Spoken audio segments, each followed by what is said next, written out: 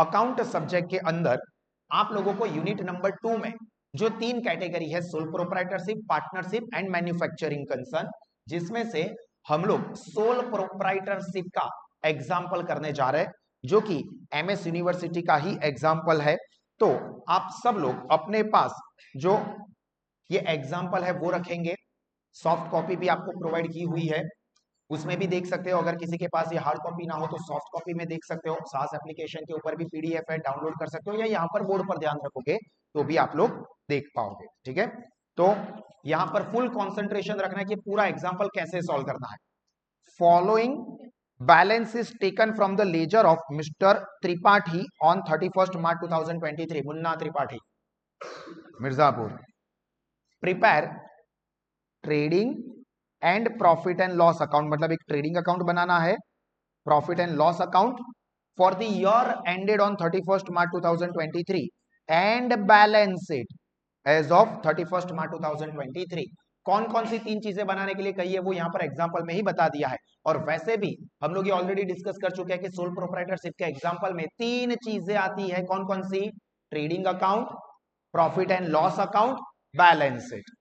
अभी आप लोगों को ये देख लिया एग्जाम्पल का टाइटल के क्या पूछा है, उसके बाद क्या करना है, हाथ में पेंसिल रखनी है। जब आप कोई टेस्ट या यूनिवर्सिटी के पेपर सॉल्व कर रहे हो तो पेन या पेंसिल हाथ में रखोगे और एग्जाम्पल के अंदर ही बाइफरकेशन कर दोगे ट्रायल बैलेंस के आइटम का, ताकि आपको पता चल जाए कि कितनी कितनी चीजें आने वाली है ट्रेडिंग में या P&L में या बैलेंस शीट में, ताकि उसके अकॉर्डिंगली आपको अगर ज्यादा स्पेस ड्रॉप करने की जरूरत पड़े तो कर सको। हालांकि नॉर्मल आइडियल लेवल पर आपको एक पेज पर एक टेबल ड्रॉ करना है। पहले पेज पर ट्रेडिंग अकाउंट, दूसरे पेज पर P&L अकाउंट और तीसरे पेज पर बैलेंस। क्लियर? तो पहले हम लोग बाइफरकेशन कर देते हैं, सब लोग यहां पर ध्यान रखेंगे। देखो सबसे पहले क्या कहा है, सुंदरी creditors, I mean sundry creditors. Sundry creditors का मतलब होता है परचूरण लेनदार। लेनदार चेक कहां पर आएगा, सिर्फ एल लिखो तो समझ में आ ही जाएगा, या फिर balance sheet L, balance sheet में लायबिलिटी साइड पर। देन बिल्डिंग, ये हमारे लिए असेट है, तो ये कहां पर आएगी, balance sheet asset. A means asset side, L means liability side. ठीक है। Income tax, income tax P&L account debit side पर। देखो अब आप इसको P&L अकाउंट में डेबिट साइड पर भी कह सकते हो, या तो फिर दोनों चीजें सही है। इनकम टैक्स सोल प्रोप्राइटर है, ओनर का पर्सनल एक्सपेंस होगा, इनकम टैक्स ओनर का एक्सपेंस होता है। Then you can also consider it as a drawing. दोनों एंगल से सही है। यहां पर कुछ इंफॉर्मेशन दी हुई है, देखो, income tax paid has to be treated as drawing, ऐसा लिख के दे दिया है, तो फिर अब हमारे पास P&L का ऑप्शन ही नहीं है, क्योंकि स्पेसिफिक बोल दिया है कि इनकम टैक्स को क्या करना है। अगर ये सेंटेंस ना लिखा होता तो भी मैं यही सजेस्ट करता कि फर्स्ट प्रायोरिटी तो सोल प्रोप्राइटरशिप है, तो इनकम टैक्स ओनर का पर्सनल एक्सपेंस है, एंड ओनर के कोई भी एक्सपेंसेस होते हो तो उसको एज अ ड्राइंग ट्रीट किया जाता है। बट अगर कुछ स्पेसिफाइड ना किया और आप P&L में भी लिख देते हो तो गलत नहीं है, बट यहां पर तो अब स्पेसिफाइड हो चुका है, ट्रीटेड एज ड्राइंग। तो अब हम इसको कहां पर लिखेंगे, बैलेंस शीट में liability side minus from capital. Drawing जो है वो कैपिटल में से माइनस होता है। उसके बाद लूज टूल्स, छुट्टा औजारों, हमारे लिए असेट है, balance sheet asset side. Then cash at bank, asset है तो balance sheet asset side. Sundry expense, परचूरण खर्चा, कुछ नहीं बोला है, P&L अकाउंट डेबिट ही होता है। बैंक इंटरेस्ट स्पेसिफिकली क्रेडिट ऐसा लिख के दे दिया, क्योंकि बैंक इंटरेस्ट पेड भी हो सकता है, रिसीव्ड भी हो सकता है। अगर आपको अमाउंट के लिए 2 कॉलम दिए होते, एक डेबिट का एक क्रेडिट का, तो देखना पड़ता कि कौन से कॉलम में वो अमाउंट लिखी है। डेबिट लिखी होती तो P&L डेबिट, क्रेडिट वाले कॉलम में लिखा होता तो हम समझते कि इंटरेस्ट रिसीव्ड हुआ है, P&L क्रेडिट करते। यहां पर स्पेसिफिक बोल दिया है कि बैंक इंटरेस्ट क्रेडिट, इसका मतलब ये डिस्काउंट सॉरी इंटरेस्ट अलाउड होगा या इंटरेस्ट पेड होगा या इंटरेस्ट रिसीव्ड होगा। इंटरेस्ट रिसीव्ड होगा, इनकम है, क्रेडिट है मतलब इनकम, तो ये इंटरेस्ट रिसीव्ड होगा, P&L account credit side. Then bad debt, दाल खाद कहां पर आएगा, P&L debit. Loan from mister Shukla, ये लोन फ्रॉम लिखा है, अभी लोन टू कर दिया हो ना तो मीनिंग चेंज हो जाएगा। लोन फ्रॉम मिस्टर शुक्ला मतलब मिस्टर शुक्ला पास थी लोन लीधी। अगर ऐसा लिखा होता कि लोन टू मिस्टर शुक्ला मतलब मिस्टर शुक्ला को लोन दी होगी मतलब हमने लोन गिवन, वो हमारे लिए असेट हो जाती है। यहाँ पर लोन फ्रॉम है मिस्टर शुक्ला मतलब हमने लोन ली है, लोन ली है हमारे लिए लायबिलिटी है, तो यहाँ पर हम लिखेंगे liability. Then sundry debtors asset, investment asset, bad debt reserve को ध्यान रखना, वो बेड डेट का पूरा टेबल आता है, दालखात નું આખું ટેબલ આવે છે, bed date trial balance plus bed date adjustment plus bed debt reserve adjustment minus bed debt reserve trial balance. तो ये पी एंड एल अकाउंट में डेबिट साइड पर माइनस फ्रॉम बेड डेट के टेबल में से minus होगा। देखो सारी की सारी चीजें मैं आपको कॉन्सेप्चुअली समझा रहा हूं, ठीक है, ताकि ये एग्जाम्पल आप पहले प्रैक्टिस कर रहे हो पहली बार या एग्जाम के टाइम पे रिवाइज कर रहे हो, सारी चीजें क्लियर हो गई ना, तो एक एग्जाम्पल भी आपने एक कैटेगरी का अच्छे से रिफर किया है, समझे हो, तो आपको एग्जाम में दिक्कत नहीं होगी, ठीक है। रेंट एंड रेट्स, अब देखो रेंट एंड रेट्स, अभी सिर्फ रेंट लिखा होता ना तो वो रिसीव्ड भी हो सकता था, पेड भी हो सकता था, कुछ ना कहो तो बाय डिफॉल्ट पेड समझने का। यहाँ पर रेंट के साथ रेट्स भी लिखा है जो कि हमेशा पे करते हैं हम गवर्नमेंट, तो फिर ये रेंट एंड रेट्स पेड ही होगा, पेड है मतलब एक्सपेंस, तो पी एंड एल अकाउंट में debit side. Then furniture asset side, purchase trading account debit side, wages direct expense है trading account debit, wages and salary लिखा होता तो क्या करते हैं, तो भी ट्रेडिंग डेबिट, क्योंकि मैंने वर्ड क्या बोला, वेजेस एंड सैलरी, पहला वर्ड क्या था वेज, तो ट्रेडिंग डेबिट। अगर सैलरी एंड वेजेस कहां हो तो पहला वर्ड सैलरी है तो पी एंड एल, ये चीज ध्यान रखना, ठीक है। ऐसे छोटे छोटे ट्विस्टिंग हो सकते हैं जो कि आपको केयरफुल रहना है इसके लिए। कैरेज इनवर्ड आवक माल गाड़ा भाड़ू आमा गाभा ट्रेडिंग डेबिट, और अगर कैरेज आउटवर्ड होता तो पी एंड एल डेबिट, क्यों ट्रेडिंग क्रेडिट नहीं, नहीं सर वो एक डेबिट मतलब दूसरा क्रेडिट होता है, ऐसा नहीं है, कैरेज आउटवर्ड ये सेल्स का एक्सपेंस है तो वो P and L account debit, sales trading credit. Then motor van, motor van motor vehicle motor car asset, cash in hand asset हो गया, बढ़िया है। स्टॉक डेट देखना बाजू में 1 अप्रैल, ओपनिंग है, ओपनिंग स्टॉक है तो trading account debit side, capital balance sheet में liability side, discount allowed P and L debit, drawing liability side capital में से minus, dividend received, received income है पी एंड एल में credit side, ठीक है। And bills payable देवी हुंडी balance sheet liability side. मतलब आप देखोगे तो कोई भी ऐसा कोई पर्टिकुलर टेबल नहीं जिसके अंदर बहुत सारी चीजें आ रही है, ट्रेडिंग में भी नॉर्मल चीज है, पी एंड एल में भी नॉर्मल चीज है, बैलेंस शीट में भी नॉर्मल चीज है। यहाँ पर आपको कोई भी हिडन एडजस्टमेंट नहीं दिखा है, पर उसके आइडेंटिफिकेशन क्या होते हैं वो भी समझ लो। अगर आपको ट्रायल बैलेंस की कोई आइटम के बाजू में डेट लिख के दी हो एक्सेप्ट स्टॉक, क्योंकि स्टॉक के लिए डेट दी होती है वो तो ओपनिंग है या क्लोजिंग है वो पता करने के लिए होती है, यानी कि 1 अप्रैल होगी या तो 31 मार्च होगी, उसके अलावा कोई और चीज के बाजू में कोई डेट लिखी हो, कोई परसेंटेज लिखे हो, कोई ईयर्स लिखे हो, तो वहां पर आइडेंटिफिकेशन है कि हिडन एडजस्टमेंट हो सकता है, और अगर हिडन एडजस्टमेंट निकले तो फिर उस पर्टिकुलर आइटम को भी हमें इनर कॉलम में लिखना होगा। अब यहां पर हमने बाइफर्केशन कर लिया, अब हम क्या करेंगे, नीचे जो एडजस्टमेंट्स दिए हैं वो एडजस्टमेंट्स एक एक करके पढ़ेंगे, उसके वर्किंग नोट्स लिख लेंगे, और जो ट्रायल बैलेंस की आइटम आई उसमें से किसको इफेक्ट हो रही है उसके नीचे आप अंडरलाइन कर दोगे या हाईलाइट कर दोगे, मैं हाईलाइट करूंगा, आप अंडरलाइन या टिक मार्क, एडजस्टमेंट के लिए जो भी आपने टिक मार्क की डिजाइन फिक्स की हो, लाइक मैं इस तरह से ये टिक करता हूं, ये टिक करता हूं, अंडरलाइन करता हूं, एक प्रैक्टिस रखोगे कोई भी एक, मैं यहां पर हाईलाइट करूंगा, येलो कलर से मैं हाईलाइट करूंगा एक्चुअल एडजस्टमेंट को, एक्स्ट्रा एडजस्टमेंट्स को, हिडन एडजस्टमेंट को मैं ब्लू कलर से हाईलाइट करता हूं, ठीक है। आप लोगों के लिए कोई भी एडजस्टमेंट हो एक कॉमन टिक मार्क कर देना है, ताकि आपको पता चले कि यहाँ पर एडजस्टमेंट है, तो वहां पर आपको लाइन ड्रॉप करनी होगी और उस पर्टिकुलर अमाउंट को शायद इनर कॉलम में लिखने की जरूरत आएगी। चलिए एक एक करके एडजस्टमेंट्स देखते हैं। देखो पहला ही एडजस्टमेंट हम लोगों का फेवरेट वाला है, write off further ₹600 as bad debt from sundry debtor and create for bad debt reserve at 20% on debtors. अभी एक चीज ध्यान रखना सर, बहुत बार प्रैक्टिस कर लिया इसलिए हमको आ गया है, बट जब भी ये एडजस्टमेंट आपको दिया हो तो सबसे पहले आगे के एडजस्टमेंट्स एक बार केयरफुली देख लेने के कि क्या कहीं पर कोई अनरिकॉर्डेड क्रेडिट सेल्स या सेल्स रिटर्न का एडजस्टमेंट दिया है, क्योंकि उससे डेटर को इफेक्ट होगी। और यहाँ पर परसेंटेज बोला है 20% ऑन डेटर्स, तो अगर आपने वो अनरिकॉर्डेड क्रेडिट सेल्स या सेल्स रिटर्न की इफेक्ट डाले बिना ये एडजस्टमेंट का वर्किंग कर दिया, आपकी एंट्री सही होगी बट अमाउंट गलत हो जाएगी। तो एक बार आगे चेक कर लेते हैं कि क्या कोई अनरिकॉर्डेड क्रेडिट सेल्स या सेल्स रिटर्न का एडजस्टमेंट है।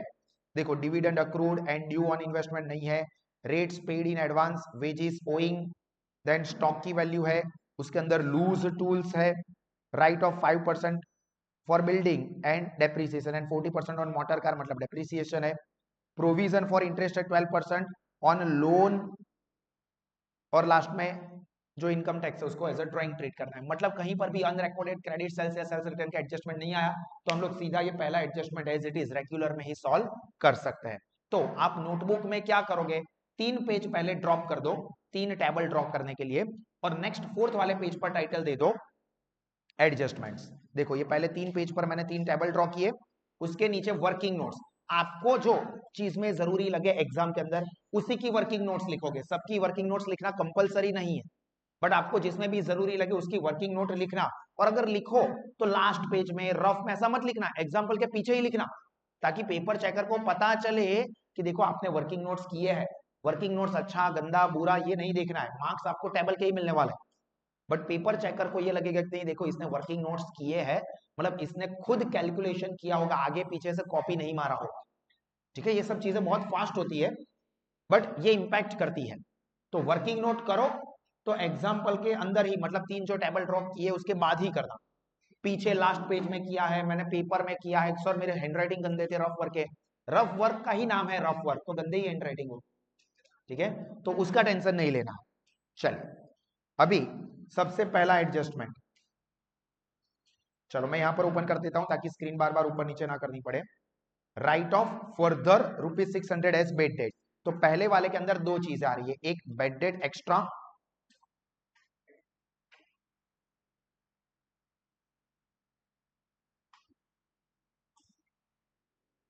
₹600, इसकी इफेक्ट 2 कौन सी आएगी, एक P&L अकाउंट में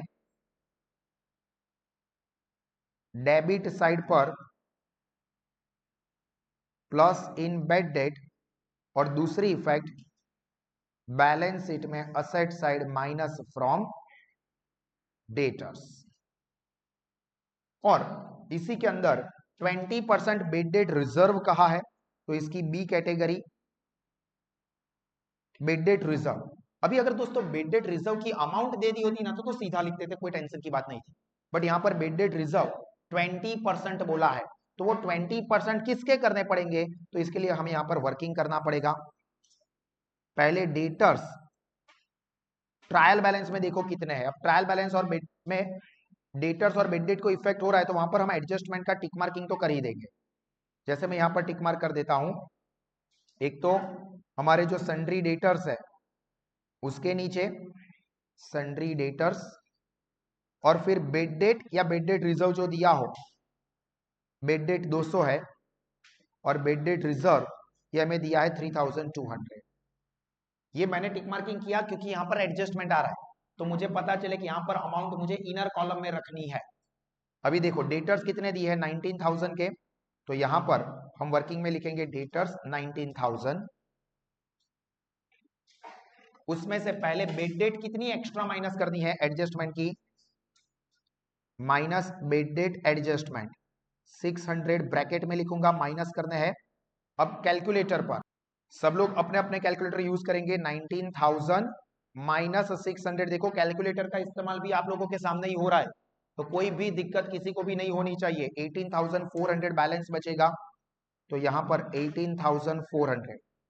अब ये जो नेट डेटर्स बचे ना, बेड डेट माइनस करने के बाद, अगर कुछ अनरिकॉर्डेड क्रेडिट सेल्स या सेल्स रिटर्न होता तो उसकी ट्रीटमेंट देने के बाद उसके ऊपर 20% बीडीआर कैलकुलेट होगी। तो 18,400 इंटू करूंगा, क्योंकि मुझे ये बीडीआर की अमाउंट चाहिए ट्रीटमेंट डालने के लिए। तो इंटू 20 और फिर परसेंटेज का बटन दबा दो। तो देखो आप अपने कैलकुलेटर पर 3680 आ रहा है, तो 3680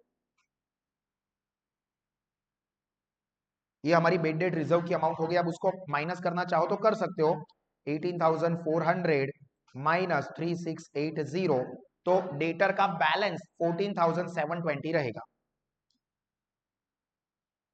अब अगर इसी एग्जांपल में पेपर सेटर ऐसा करता है कि डिस्काउंट रिजर्व का कॉन्सेप्ट और डाल देता है कि क्रिएट 5% डिस्काउंट रिजर्व, तो याद रखना ये बेड डेट रिजर्व माइनस करने के बाद जो अमाउंट आई ना 14,720, उसके ऊपर डिस्काउंट रिजर्व क्रिएट होता है। तो सीक्वेंस क्या होगी, अगर इसको फुल फ्लेज एडजस्टमेंट बनाना है और चीजें ऐड ऑन कर देनी है, लेवल टफ कर देना है, देखो एक ही एग्जांपल, उसके आजू बाजू की सारी चीजें मैं समझाते जाता हूं, ताकि अगर कुछ भी चेंज करके क्वेश्चन आए तो ऐसा ना हो कि सर हमको तो ये नहीं आता।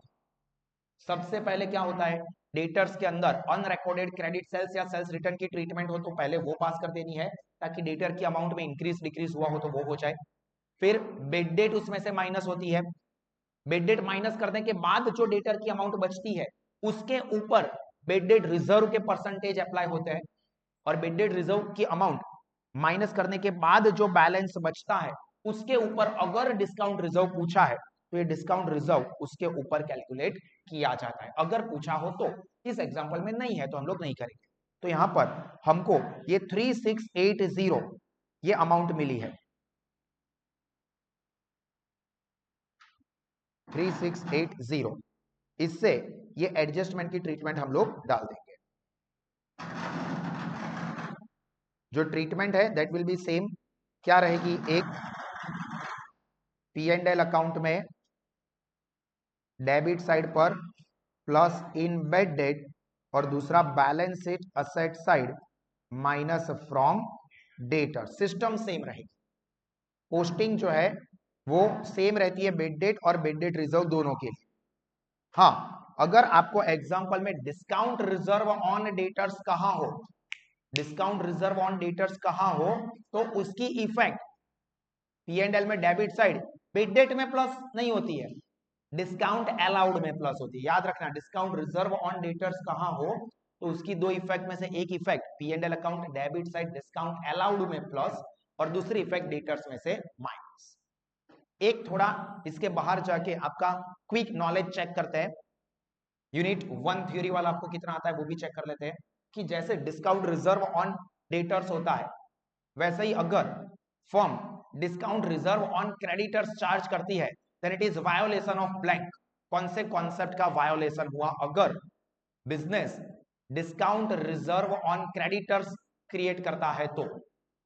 कन्वेंशन है, चलो हिंट दे दी, वैसा अकाउंटिंग प्रिंसिपल्स ही मैं कहूंगा, बट याद आने के लिए हिंट दे दी, कन्वेंशन। चलो एक आंसर आया, दूसरा कोई ऑनलाइन में से, ऑनलाइन में से कोई आंसर दे पाएगा मेरे क्वेश्चन का? ऑनलाइन में से कोई आंसर दे पाएगा? क्वेश्चन मैंने पूछा है कि अगर discount reserve on creditors firm charge करती है तो वो किस चीज का वायोलेशन माना जाता है? जो आंसर यहां से ऑफलाइन में से दिया वो सही है, प्रूडेंस या conservatism. Anticipate future loss but don't anticipate future gain. Creditors पर डिस्काउंट मतलब शायद मिलेगा, तो डिस्काउंट शायद मिले तो जब मिले तब देखेंगे। और बेड डेट रिजर्व या डिस्काउंट रिजर्व ये क्रिएट करते हैं डेटर्स के ऊपर, क्योंकि हम लॉस को एंटीसिपेट कर रहे हैं कि शायद डेटर को इतना डिस्काउंट देंगे या बेड डेट हमको शायद आ जाए, इसलिए अभी से लिख देते हैं because we are anticipating future loss.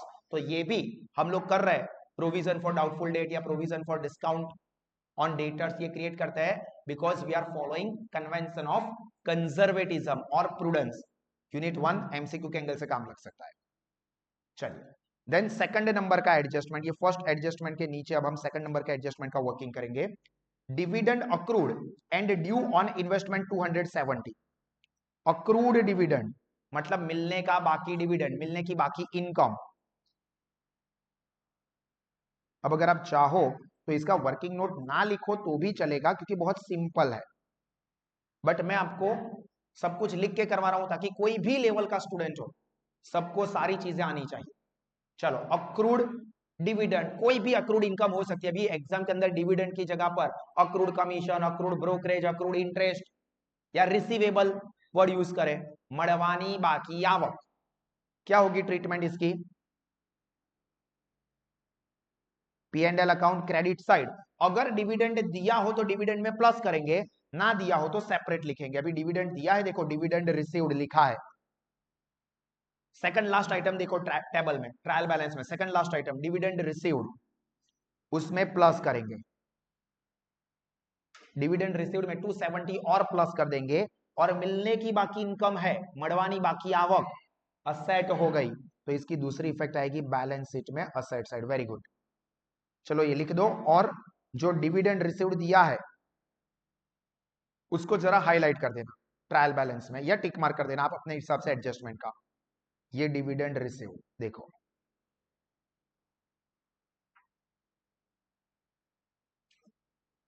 चलो ये सेकंड वाला भी जिसको समझ के लिखना है वो नोट डाउन कर दे। Now we are going to third adjustment. Third adjustment में क्या बोला है? Rates paid in advance, rates यानी कि रेंट एंड रेट्स जो हमको दिया है वो प्रीपेड रेट्स। कितना है prepaid rates? 200 rupees. And wages owing, अभी वेजेस अलग आइटम है तो उसको हम अलग तरह से ट्रीट करेंगे, अलग। ये 3 को ए एंड बी दो पार्ट में करेंगे। 3A है प्रीपेड रेट्स।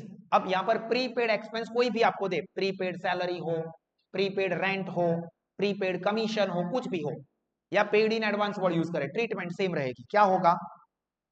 एक पी एंड एल अकाउंट में डेबिट साइड पर वो पर्टिकुलर एक्सपेंस में से माइनस होगा। प्री वर्ड आता है मतलब माइनस, तो यहां पर हमें रेट्स एंड रेंट्स दिया है तो रेट्स एंड रेंट में से माइनस।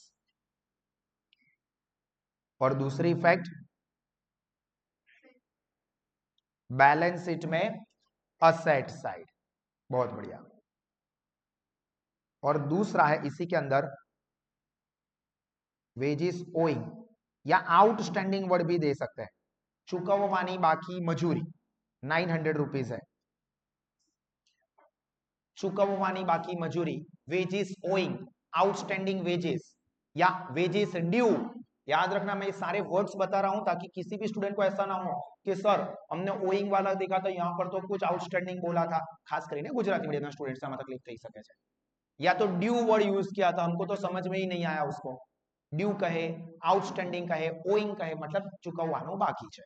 क्या होगी ट्रीटमेंट? पहला तो ट्रेडिंग अकाउंट आएगा क्योंकि वेजेस ट्रेडिंग में होता है, तो trading account wages debit side पर होता है, उसमें आउटस्टैंडिंग है तो प्लस करेंगे, अगर प्रीपेड होता तो माइनस करते। और दूसरा पे करना बाकी है तो हमारी लायबिलिटी हो गई, तो बैलेंस शीट में लायबिलिटी साइड। अभी इसको हम लोग ट्रायल बैलेंस में टिक मार्क कर देंगे, एक रेट्स रेंट वाले को और वेजेस वाले को। आपने जो भी टिक मार्किंग डिसाइड किया हो एडजस्टमेंट का वो कर दोगे। मैं यहां पर हाईलाइट कर देता हूं, ये wages and rent and rates 1700, ठीक है। इसको इस तरह से आप लोग टिक मार्किंग कर दोगे। चलो then fourth number, fourth adjustment है on 31st March 23 stock was valued 30,000 and loose tools were valued at 1600। ये दोनों चीजें अलग अलग, दो एडजस्टमेंट अलग अलग है, ठीक है। एक है क्लोजिंग स्टॉक का। अभी ये क्लोजिंग स्टॉक में भी हमको सीधा सीधा वैल्यू दे दी है, हालांकि अगर वो चाहे तो यहां पर थोड़ा बहुत चेंजेस कर सकते हैं। उसके लिए आप रूल क्या याद रखोगे? बुक वैल्यू और market value which ever is less, उसको हम लोग कंसीडर करेंगे।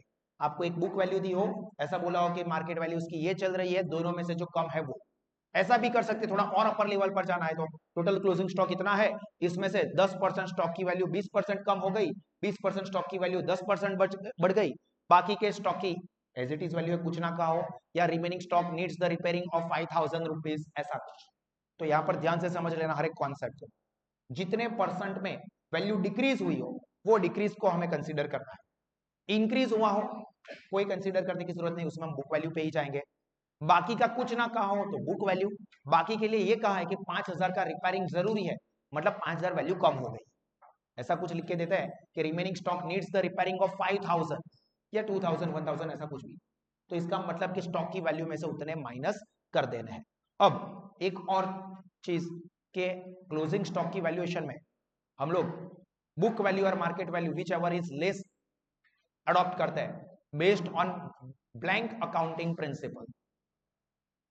कौन से अकाउंटिंग प्रिंसिपल को हम फॉलो करते हैं जिसकी वजह से बुक वैल्यू और market value which ever is less को हम लोग लिखते हैं, ना कि मोर को, वैसे मोर को भी लिख सकते हैं, या जो भी चेंज हुआ हम लोग कंसीडर ही नहीं करते, बट अगर वैल्यू कम हुई हो, हिंट दे रहा हूं, अगर स्टॉक की वैल्यू कम हुई हो तो हम कमी को, नेगेटिव चीज को कंसीडर करते हैं। अभी जो पूछा था वही आ गया, कंजर्वेटिज्म, अक्रूवल, सॉरी अक्रूवल नहीं, प्रूडेंस, प्रूडेंस या conservatism, anticipate future loss, value कम हो गई गिन लो, don't anticipate future gain, value बढ़ गई, जब बढ़े तब देखना है, एक्चुअल जब सेल हो तब। देन फोर्थ, तो यहां पर फोर्थ में क्लोजिंग स्टॉक, क्लोजिंग स्टॉक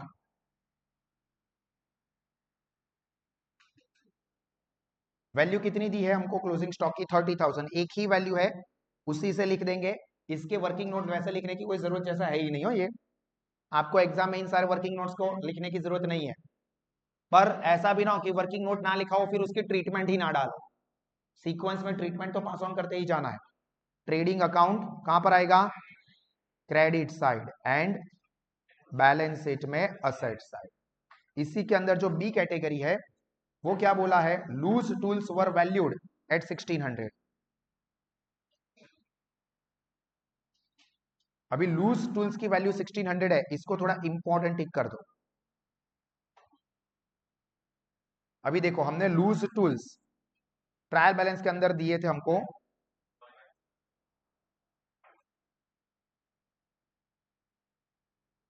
ये रहे 2000 रुपए थे जो कि हमने असेट माना था, अभी at the end of the year उसकी वैल्यू क्या हो गई, 1600 हो गई, मतलब क्या हुआ, 400 रुपए की वैल्यू कम हो गई, ठीक है, इनडायरेक्टली आपको ऐसे नहीं, ऐसे उल्टा कान पकड़ा है, 1600 रुपए लूज टूल्स की वैल्यू हो गई है, अब कुछ स्टूडेंट्स क्या गलती करते हैं, 1600 रुपए को माइनस कर देंगे, 1600 रुपए वैल्यू हो गई है, माइनस करते हैं 400 रुपए, तो इसको जरा इंपॉर्टेंट का टिक मार्क कर देना, लूज टूल्स एडजस्टमेंट को थोड़ा इंपॉर्टेंट टिक कर देना।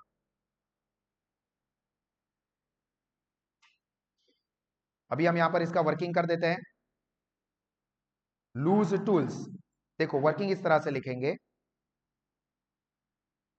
बुक वैल्यू, मैं यहां पर नीचे अलग कलर के पेन से लिखता हूं ताकि आपको समझ में आ जाए कि लूज टूल्स की बुक वैल्यू कितनी दी है, closing value, closing book value ये 1600 है, मींस 400 डिक्रीज,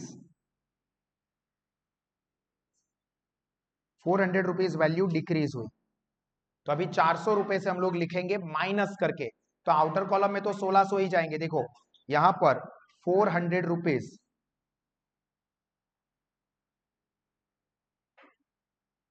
एक पी एंड एल अकाउंट में डेबिट साइड पर लाइक डेप्रीसिएशन, या तो ऐसा लिखो डेप्रीसिएशन ऑन लूज टूल्स, या फिर reduction in value of loose tools, और दूसरा बैलेंस शीट में asset side minus from loose tools,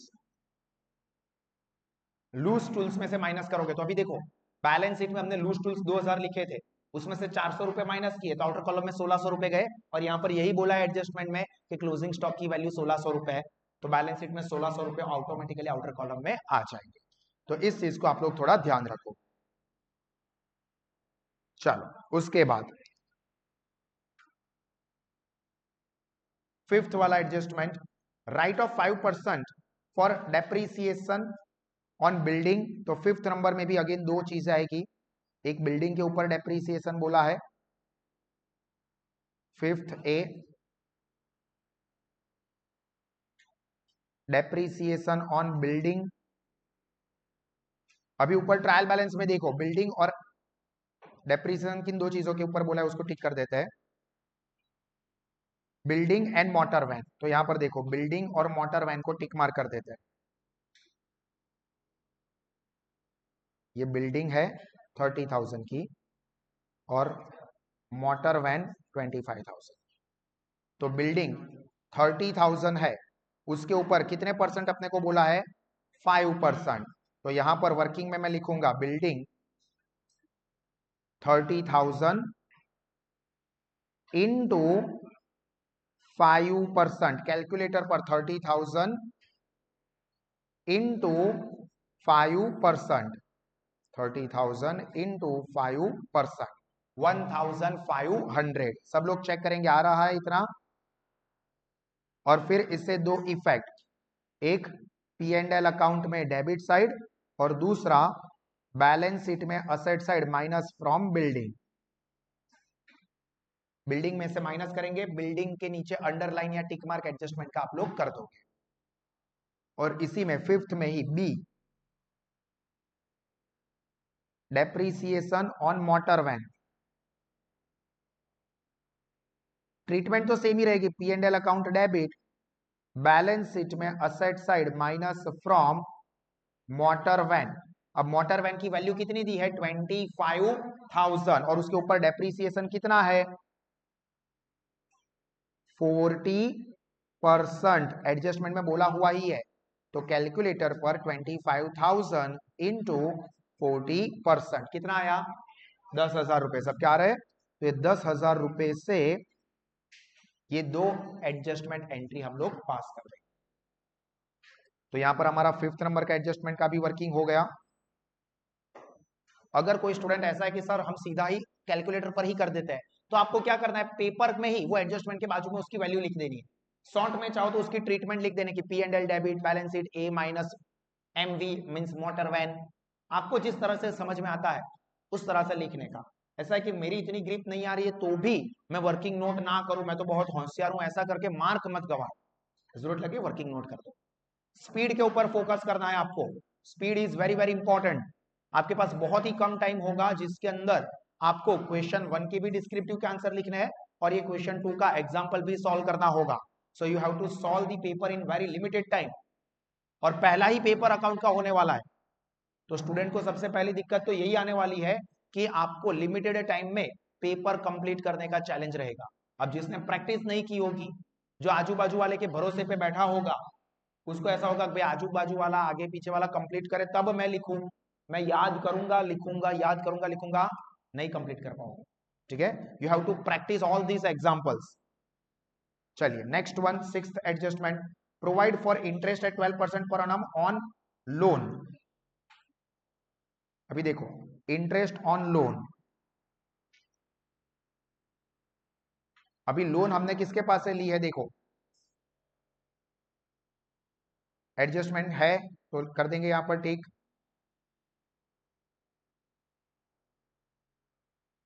loan from mister Shukla 5,000। तो अभी ध्यान से समझना इस चीज को, 5,000 रुपए की लोन के ऊपर इंटरेस्ट कैलकुलेट करना है। वर्किंग ध्यान से देख लेना ताकि गड़बड़ी ना हो जाए। 5,000 कितने परसेंट का इंटरेस्ट रेट बोला है, 12%। अब इंपॉर्टेंट चीज ये है कि लोन कौन सी डेट को ली है, 1 जून से। तो 1 जून मतलब जून महीना पूरा, जून, जुलाई, अगस्त, सितंबर, अक्टूबर, नवंबर, दिसंबर, जनवरी, फरवरी, मार्च, कितने महीने हुए, 10 मंथ। तो यहां पर इंटू 10/12। आपके रेफरेंस के लिए मैं यहां पर लिख देता हूं कि ये 10 मंथ आए कैसे, 1 जून 2022 टू 31 मार्च 2023। तो अभी कैलकुलेटर के ऊपर 5,000 इंटू 12% इंटू 10/12, 500 रुपीज आ रहा है सबका। तो ये 500 रुपीज से हम लोग दो एंट्री पास करेंगे, एक P&L अकाउंट डेबिट साइड, दूसरा बैलेंस शीट में लायबिलिटी साइड। लायबिलिटी साइड आप लोन में प्लस कर दो तो भी चल सकता है, बट सजेशन यही रहेगा कि लोन से अलग रखो, क्योंकि लोन नॉन करंट लायबिलिटी होती है and outstanding interest on loan ये करंट लायबिलिटी होती है। तो दोनों अलग अलग हेड में जाते हैं। हालांकि सोल प्रोप्राइटरशिप में या पार्टनरशिप में हेड इतने इंपॉर्टेंट नहीं होते हैं। कंपनी फाइनल अकाउंट में आपको फिक्स फॉर्मेट फॉलो करना पड़ता है, बट सोल प्रोप्राइटरशिप में फॉर्मेट में लिखते हो तो भी चलेगा, फॉर्मेट में ना लिखो तो मार्क्स कट हो जाएंगे, ऐसा कुछ नहीं होता है, क्योंकि उसके लिए बाय लॉ ये फॉलो करना ही पड़ेगा, ऐसा रूल नहीं है। चलिए 6th number clear. Now the last one,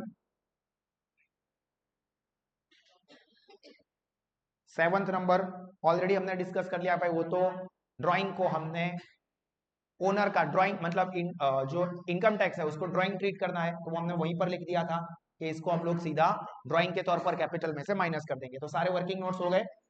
तो अभी अपने काम क्या है, जो 3 पेज पर 3 टेबल जो है वो ड्रॉ करना है। अगर ना ड्रॉ किए हो तो ड्रॉ कर दोगे। चलो अब अगर कोई स्टूडेंट ऐसे है जिनको ये टाइटल लिखना और टेबल ड्रॉ करना भी नहीं आता है, तो ये पहला एग्जाम्पल इस कैटेगरी का करवा रहा हूं, तो ये सारी चीजें भी मैं आपको करके दिखाता हूँ, ठीक है। कोई भी लेवल का स्टूडेंट हो ध्यान से समझ लेना, ऐसा ना हो कि फिर एग्जाम के अंदर आपको गड़बड़ी हो। मैंने पहले ही कहा था कि मैं एकदम छोटे से छोटे लेवल के स्टूडेंट से लेके मतलब जिसकी प्रिपरेशन बहुत कमजोर है वहां से लेके जिसको टॉप स्कोर करना है, सभी लेवल के स्टूडेंट्स को सीखने को मिले वो सारी चीजें हम लोग कवर करेंगे। तो यहाँ पर सबसे पहले पेज पर ट्रेडिंग अकाउंट बनाएंगे। तो टाइटल लिखेंगे, टाइटल में गड़बड़ी ना हो, trading account of mister Tripathi, जो नाम एग्जाम्पल में दिया हो वो लिख देंगे। For the year ended on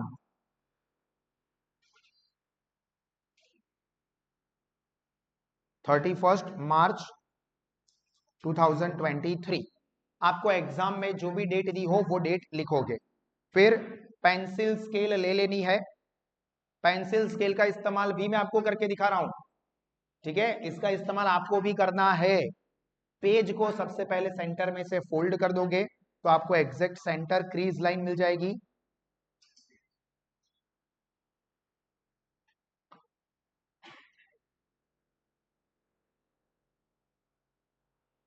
इस तरह से लेफ्ट साइड पर दो कॉलम आएंगे, पहला particular amount rupees, right side पर again particular amount rupees. Left side पर आप ऊपर लिखोगे डेबिट, राइट साइड पर ऊपर लिखोगे क्रेडिट, फिर यहां पर पर्टिकुलर्स मतलब विगत अमाउंट रुपीज, क्रेडिट साइड पर पर्टिकुलर्स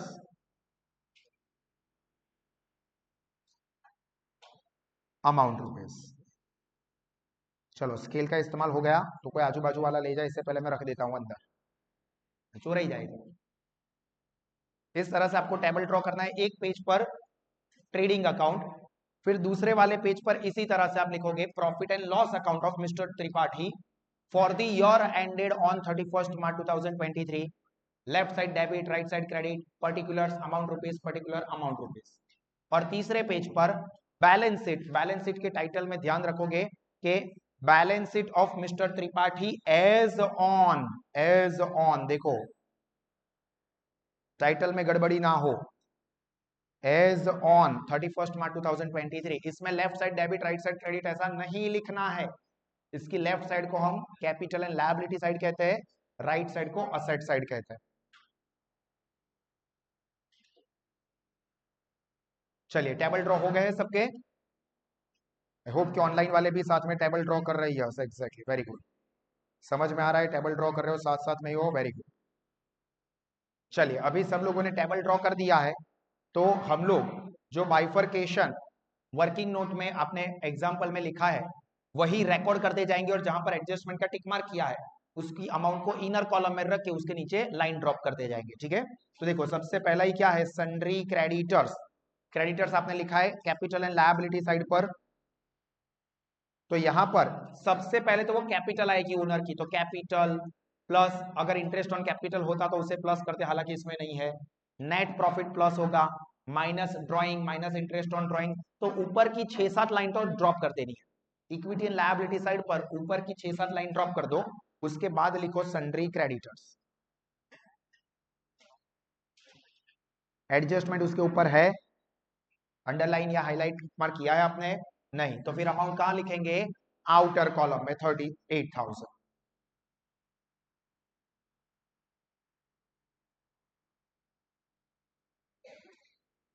38,000। उसके बाद है दोस्तों बिल्डिंग, बिल्डिंग असेट साइड पर और उसमें एडजस्टमेंट है, तो उसकी अमाउंट इनर कॉलम में रखेंगे 30,000। बिल्डिंग इनर कॉलम में 30,000। उसके बाद इनकम टैक्स, हमें ऐसे ड्राइंग ट्रीट करना है, तो ऊपर की 3 लाइन ड्रॉप कर दोगे इक्विटी एंड लायबिलिटी साइड पर, वो कैपिटल की चीजें लिखने के लिए। फिर उसके बाद यहां पर हम लिखेंगे माइनस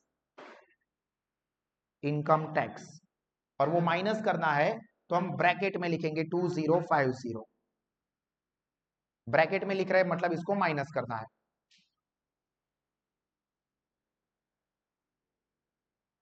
2050।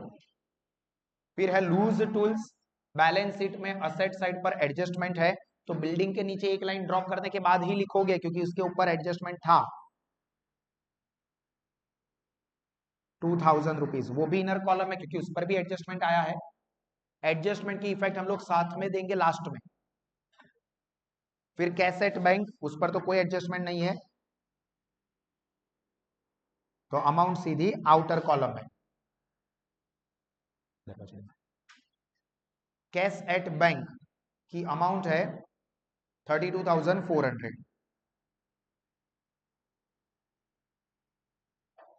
चलो उसके बाद sundry expense 3980 P and L account में डेबिट साइड पर, उसके ऊपर तो कोई एडजस्टमेंट नहीं है, तो सीधा आउटर कॉलम में लिखना है। पर ध्यान रखना, पी एंड एल अकाउंट में जब पहली चीज पोस्ट करो उससे पहले लेफ्ट साइड राइट साइड दोनों साइड पर एक एक लाइन ड्रॉप करोगे, क्योंकि या तो ग्रॉस प्रॉफिट या ग्रॉस लॉस जो ट्रेडिंग का रिजल्ट आएगा उसको लिखने के लिए अपने को जगह चाहिए।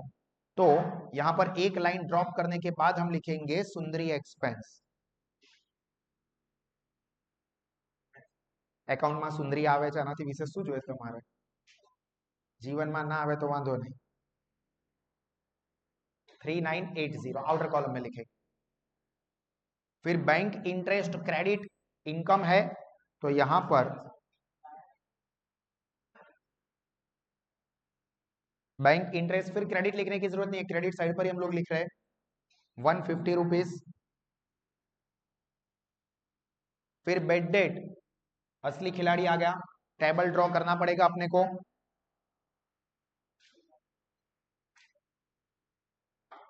Bed date trial balance plus adjustment का भी बेड डेट होता है, हालांकि हमको एडजस्टमेंट में बेड डेट दिया है कि नहीं दिया है? दिया है सर, 600 रुपीज दिया है ना, तो लिखेंगे। ना दिया हो और अगर ना लिखे कोई तो भी चल सकता है, पर कंफ्यूजन ना हो इसलिए पूरा टेबल एक बार ड्रॉ कर देने का। Plus bed date adjustment plus bed debt reserve adjustment minus bed debt reserve trial balance का नहीं है, ये हमें पता है, तो अगर आप ना लिखो तो चलेगा, लिख दो, फिर एक्चुअल में अमाउंट नहीं आएगी तो हम लोग ब्लैंक ही छोड़ने वाले हैं। बेड डेट की अमाउंट है 200 रुपीज, तो यहां पर हम लिख देंगे 200। पी एंड एल में डेबिट साइड पर ये टेबल लिखोगे। फिर है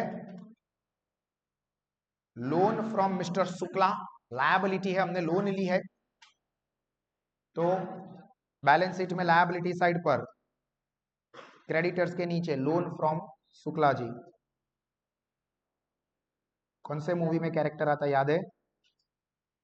बेबी मूवी अक्षय कुमार का था, उसमें अनुपम खेर का जो रोल था उसमें था शुक्ला जी। इसके अलावा महेंद्र सिंह धोनी के मूवी में भी जो कमेंटेटर होते हैं उनका नाम होता है, फिर और कुछ वो तो ज्यादा पता नहीं है। यहां पर आपने अगर अमाउंट इनर कॉलम में रखी तो भी चलेगा, हालांकि मैंने कहा है कि आउटस्टैंडिंग इंटरेस्ट ऑन लोन हम लोग अलग से लिखेंगे, इसलिए मैं लाइन ड्रॉप नहीं कर रहा हूं। फिर सन्ड्री डेटर्स एडजस्टमेंट है ही, हमें पता ही है, तो वो तो इनर कॉलम में रखना पड़ेगा। सन्ड्री डेटर्स कितने हैं? 19,000। फिर इन्वेस्टमेंट सन्ड्री डेटर्स के नीचे दो एडजस्टमेंट है, एक बेड डेट का और बेड डेट रिजर्व का, तो 3 लाइन ड्रॉप कर देना। कहीं चेक का चेक पड़े तो अपनी पास चेकिया हो, तो 3 लाइन ड्रॉप करके फिर ये लिखना इन्वेस्टमेंट 13,000।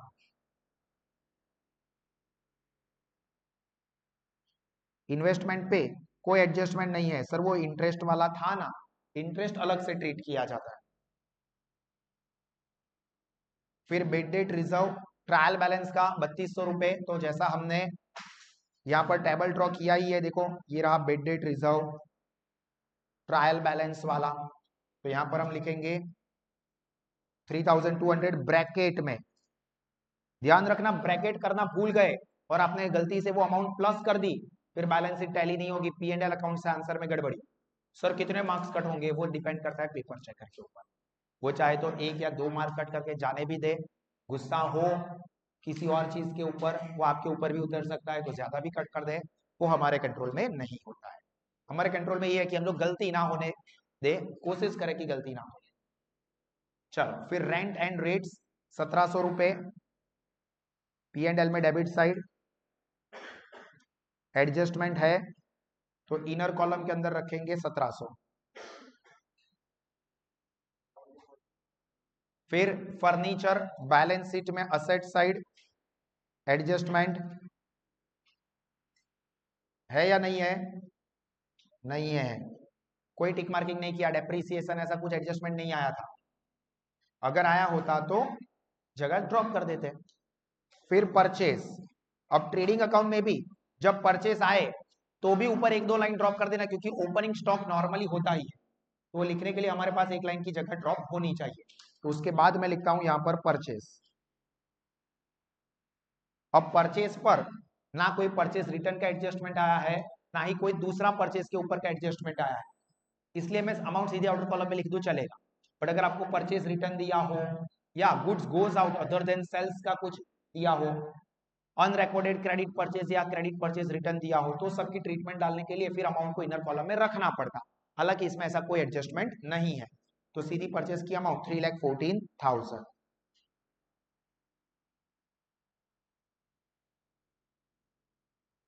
उसके बाद वेजिस है 20,000, एडजस्टमेंट है उसमें कि नहीं है?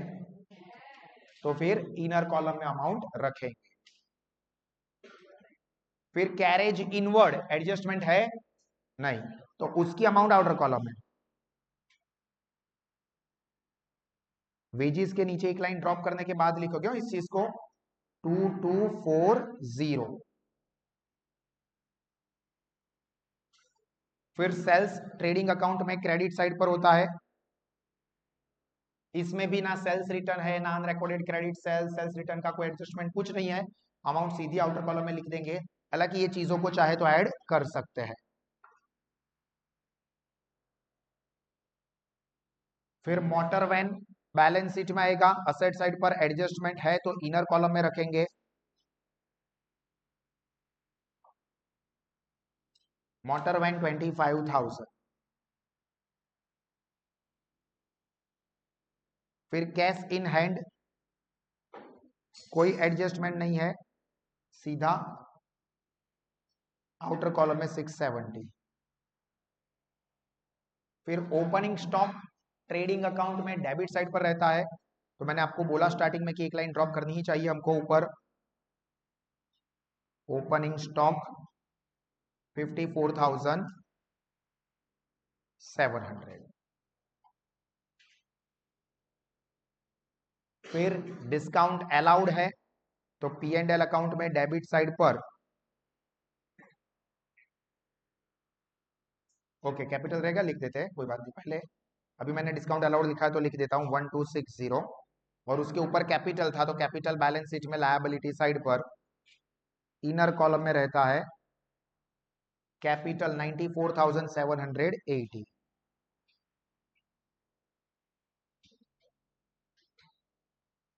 फिर ड्राइंग ये इनकम टैक्स के नीचे की लाइन में लिखो या ऊपर की लाइन में लिखो, कोई फर्क नहीं पड़ेगा, कैपिटल में से माइनस करना, इतना ध्यान रखना। ड्राइंग ये ट्रायल बैलेंस का ही है, 4,000 रुपए।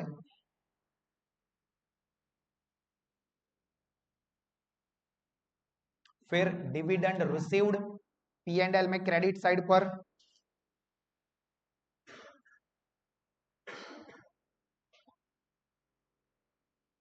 अमाउंट है 1070।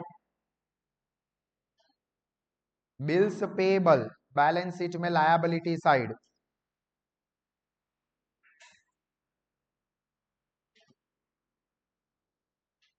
20,000 हो गया। ये सारी चीजों की पोस्टिंग हमारी हो गई। अब एडजस्टमेंट की ट्रीटमेंट आएगी, आपको समझ में आए इसलिए मैं एडजस्टमेंट की ट्रीटमेंट मरून कलर की मतलब अलग कलर की पेन से लिखूंगा, ताकि आपको अगर कुछ फाइंड आउट करना हो, गड़बड़ी आपको कुछ लगती हो तो आपको पता चले। आपको एग्जाम में आपकी सिंगल पेन से ही सब कुछ लिखना है, ठीक है सर, हमें भी मल्टी कलर पेन लेना जाइए, पेपर चेक करने तकलीफ ना पड़े ना, ऐसा मत करना। आपने मरून कलर की पेन से लिखा था, मैंने भी वहां पर रेड कलर की पेन से लिख दिया, रेड कलर की पेन से पेपर चेकर चेक करते हैं, तो आप ये गलती मत करना, ठीक है। चलिए 600 रुपए बेड डेट है। पहला एडजस्टमेंट देखो, हमने यहाँ पर नीचे वर्किंग नोट्स लिखे, अब यहाँ से ही पोस्टिंग करते जाते हैं। ये 600 रुपए एंड 3680, इसका रिकॉर्डिंग करेंगे। पहले 600 रुपए P and L account debit side पर जो टेबल बनाया है, बेड डेट एडजस्टमेंट, इसमें प्लस करेंगे 200 में प्लस 600, और उसकी दूसरी ट्रीटमेंट बैलेंस शीट में असेट साइड डेटर में से माइनस बेड डेट। वैसे एडजस्टमेंट ऐसा लिखने की जरूरत नहीं होती है, बट आपके रेफरेंस के लिए मैं लिख रहा हूं, क्योंकि बैलेंस शीट में हम लिख रहे हैं बेड डेट, तो वो एडजस्टमेंट का ही होगा, क्योंकि ट्रायल बैलेंस का पी एंड एल में डेबिट साइड पर आता है। तो ये 600 ब्रैकेट में लिखेंगे माइनस की साइन के लिए, एंड बेड डेट रिजर्व है 3680, तो दोनों जगह पर लिख देंगे, यहां पर बेड डेट रिजर्व 3680। अब एक मिनट, पी एंड एल में हम लोग लिखे इससे पहले, यहां पर अब और कोई ट्रीटमेंट नहीं बची है डेटर की, तो इसका टोटलिंग करके आउटर कॉलम में बैलेंस ले ही लेते हैं। हालांकि वर्किंग में आपने किया ही था, बट मैं यहां पर फिर से बता देता हूं। देखो 19,000 माइनस 600 माइनस 3680, तो 14,720, ये आउटर कॉलम में ले लिया, ताकि गलती से भी कुछ चीज रह ना जाए। और ये 3680 की दूसरी इफेक्ट बाकी है, तो यहां पर पी एंड एल में प्लस 3680। अब यहां पर बेड डेट के टेबल की भी सारी चीजें हो गई, तो इतनी चीजों का कैलकुलेशन करके आउटर कॉलम में अमाउंट लिख देते हैं। देखो बेड डेट पहले 200 plus 600 plus 3680 minus 3200, 1280 positive amount आ रही है, क्लियर। तो यहां पर लिखेंगे। चलो अगर एग्जाम्पल में ऐसा हुआ बाई चांस की अमाउंट नेगेटिव हो गई, बीडीआर की अमाउंट ज्यादा थी ट्रायल बैलेंस की, और अमाउंट नेगेटिव हो गई, तो डेबिट साइड पर आउटर कॉलम में कुछ नहीं लाएंगे, वर्किंग नोट रखेंगे, बट आउटर कॉलम में डेबिट साइड पर डैश, और ये जो भी नेगेटिव अमाउंट आई होगी उसको क्रेडिट साइड पर लिखेंगे, फिर वहां पर नेगेटिव नहीं लिखेंगे, ठीक है, वहां पर सीधा लिख देंगे बीडीआर फ्रॉम ऑपोजिट साइड।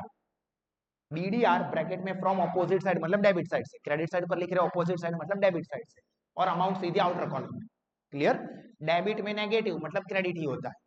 तो ये क्या क्या चेंजेस हो सकते हैं वो सब कुछ साथ में समझा रहा हूं। एक एग्जांपल भी परफेक्ट समझ में आ गया तो मोस्टली दूसरे एग्जांपल में दिक्कतें बहुत कम हो जाएगी। चलो ये भी डन।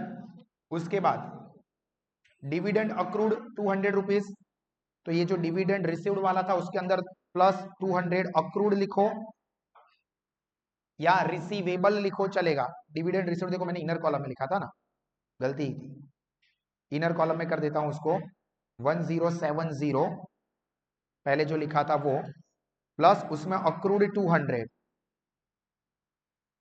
तब आउटर कॉलम में कितने हो जाएंगे 1270, और ये अक्रूड डिविडेंड,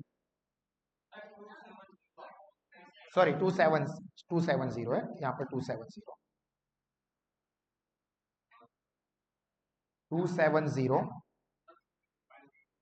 तो 1070 प्लस 270, 1340, तो यहां पर हम लिखेंगे 1340।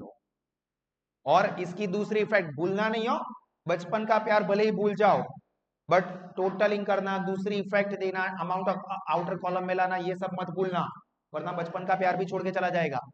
इतना भी याद नहीं रहता तेरे को। तो 270, हाँ सही बात है। Accrued dividend 270। फिर थर्ड के अंदर दो चीजें थी, रेंट एंड रेट्स, प्रीपेड। तो एक इफेक्ट थी बैलेंस शीट में असेट्स है, तो यहीं पे लिख देता हूं प्रीपेड रेट्स 200। और उसकी पहली इफेक्ट वो पी एंड एल में जो रेंट रेट्स लिखा था उसमें से माइनस प्रीपेड 200। तो अभी ध्यान रखना 1700 में से 200 माइनस करके अमाउंट को आउटर कॉलम में लिखना है 1500, माइनस करना है गलती से प्लस ना हो जाए। और वेजिस ओइंग है तो वो वेजिस में प्लस करना है, प्लस आउटस्टैंडिंग लिखो या ओइंग लिखो चलेगा। 900, तो 20,900। और उसकी दूसरी इफेक्ट बैलेंस शीट में लायबिलिटी साइड पर wages outstanding.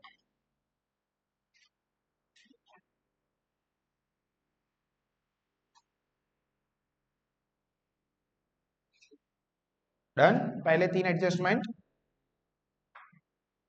Then fourth one, चलो आउटस्टैंडिंग वेजेस लिख दिया, उसके बाद स्टॉक 30,000। तो एक बैलेंस शीट में लायबिलिटी साइड पर, सॉरी असेट साइड पर क्लोजिंग स्टॉक कितना है 30,000। और उसकी पहली इफेक्ट कहां पर आएगी, ट्रेडिंग अकाउंट में क्रेडिट साइड पर। तो ट्रेडिंग अकाउंट में क्रेडिट साइड पर लिखेंगे क्लोजिंग स्टॉक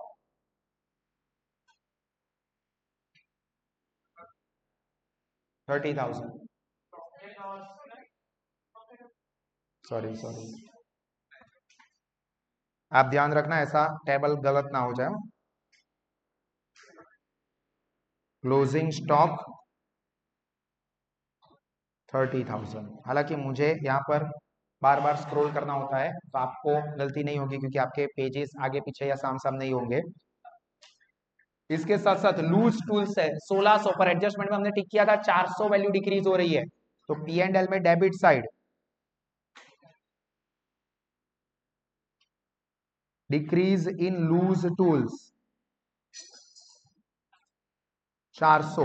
और ये 400 की दूसरी इफेक्ट माइनस डिक्रीज, हाँ तो 2000 में से 400 माइनस करोगे तो 1600। तो एक बैलेंस शीट में असेट साइड और एक पी एंड एल में डेबिट साइड पर डिक्रीज इन लूज टूल्स 400 रुपए। दूसरी इफेक्ट बैलेंस शीट में असेट साइड डेटर्स में से, सॉरी बैलेंस शीट में असेट साइड जो लूज टूल्स है उसमें से माइनस। एप्लीकेशन से जो भी स्टूडेंट्स ये वीडियो देखते हो पॉज करो लिखो फिर आगे बढ़ो, पॉज करो लिखो। एप्लीकेशन में सारे के सारे पावर्स आपके पास है, जब भी लगता है पॉज कर सकते हो, रिवाइंड कर सकते हो, फॉरवर्ड कर सकते हो, ठीक है जब रिवाइज करते हो तो। उसके बाद राइट ऑफ 5% फॉर बिल्डिंग, तो बिल्डिंग के ऊपर डेप्रिसिएशन हमने कितना गिना था 5% के हिसाब से 1500 था ना, आई थिंक 1500 था और 10,000 रुपए वाइन का। तो चलो बिल्डिंग का डेप्रिसिएशन 1500 माइनस करते हैं, बिल्डिंग यहां से माइनस डेप्रिसिएशन, तो 30,000 में से 1500 माइनस करोगे 28,500 आएगा। 30,000 माइनस 1,500 28,000। और ये डेप्रिसिएशन की दूसरी effect P and L debit, depreciation on building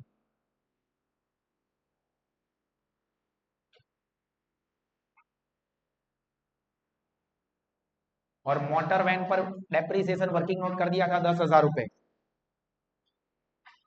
depreciation on motor van P and L debit. और दूसरी इफेक्ट यहां पर मोटर वैन में से माइनस, तो 25,000 में से 10,000 माइनस होंगे तो आउटर कॉलम में 15,000। दोनों ही चीजें हो गई। Depreciation,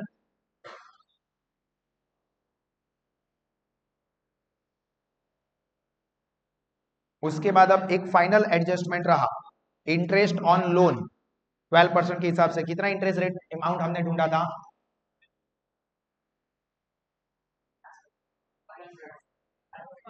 500 rupees. तो एक इफेक्ट बैलेंस शीट में लायबिलिटी साइड थी आउटस्टैंडिंग इंटरेस्ट ऑन लोन, यहां पर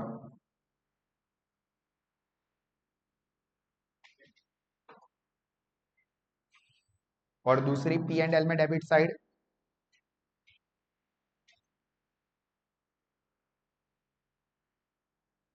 एक बैलेंस शीट लायबिलिटी साइड, दूसरी पी एंड एल डेबिट।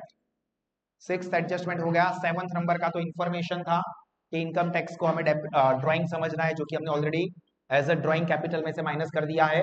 अब अगर इसके अलावा कुछ हिडन एडजस्टमेंट होते, हिडन एडजस्टमेंट में मोस्ट कॉमन आपको कौन से देखने को मिल सकते हैं, लोन के ऊपर के इंटरेस्ट का बारे में हो सकता है, जो नीचे अलग से लिखा है वो ऊपर ही हिंट दे दी हो।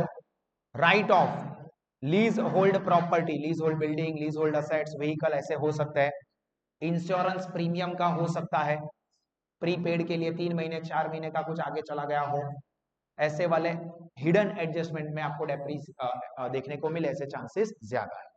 यहाँ पर हमारे सारे के सारे एडजस्टमेंट का भी वर्किंग हो गया, ट्रीटमेंट हो गई। अभी अपना फाइनल काम बचा है क्या, टोटलिंग एंड बैलेंसिंग। देखो क्रेडिट साइड पर 370 एंड 30 बड़ी अमाउंट दिख रही है, तो क्रेडिट साइड का टोटल ज्यादा होगा ऐसा लगता है, और नॉर्मली 80 to 90% क्रेडिट साइड का ही टोटल ज्यादा होगा। हालांकि ऐसा कोई रूल नहीं है कि हमेशा क्रेडिट साइड का ही टोटल ज्यादा हो, डेबिट का हो तो डेबिट का लिखेंगे। तो कैलकुलेटर के ऊपर अब मैं टोटलिंग बैलेंसिंग ब्लैक पेन से कर रहा हूं, 3,70,000 प्लस 30,000, तो 4 लाख रुपीज।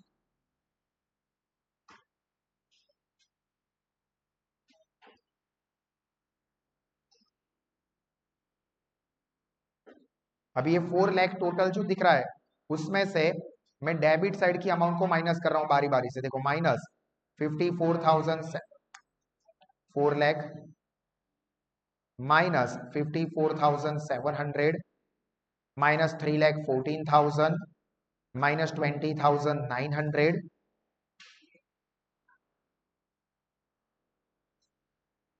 माइनस 2,240, 8160 आ रहा है सबका, 8160। इसको हम क्या बोलेंगे,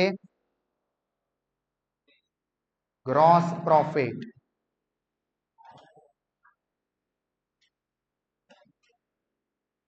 अब ये ग्रॉस प्रॉफिट है तो इसको कहां कैरी फॉरवर्ड करना होगा, पी एंड एल अकाउंट में क्रेडिट साइड पर।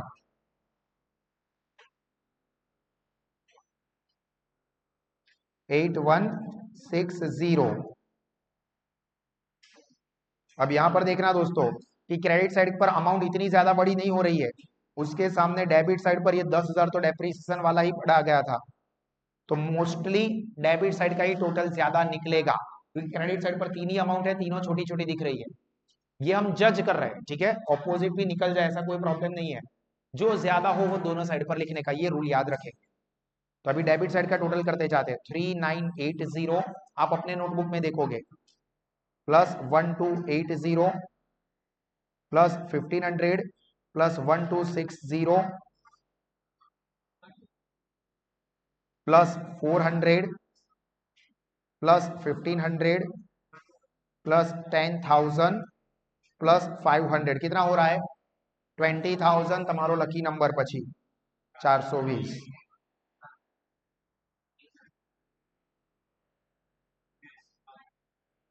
20,420, 20,420 आ रहा है सबका।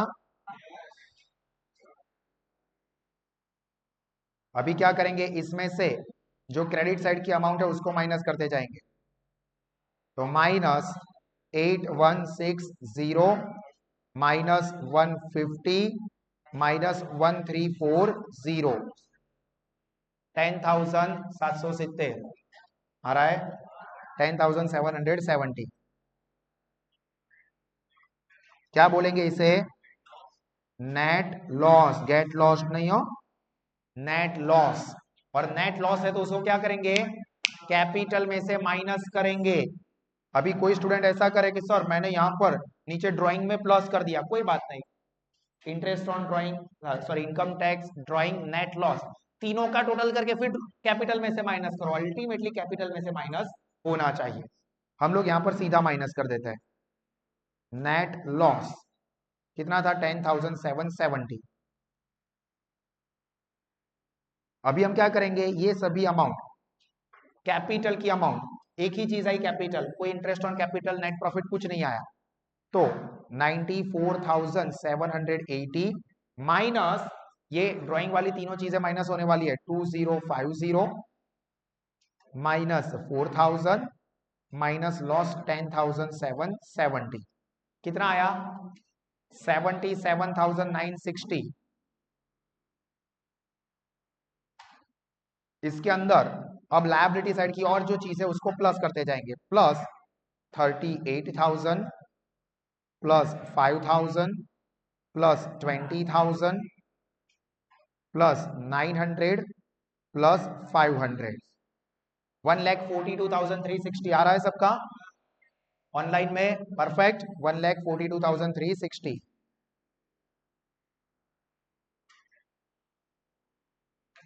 हालांकि आपको ऐसा राउंड नहीं करना है, नीचे डबल लाइन ऊपर सिंगल लाइन। अभी असेट साइड का चेक कर लेते, इसी तरह से आ ही जाएगा। कहां जाएगा? 28,500 plus 1,600 plus 32,400 plus 14,720 plus 13,000 plus 6,000 plus 15,000 plus 670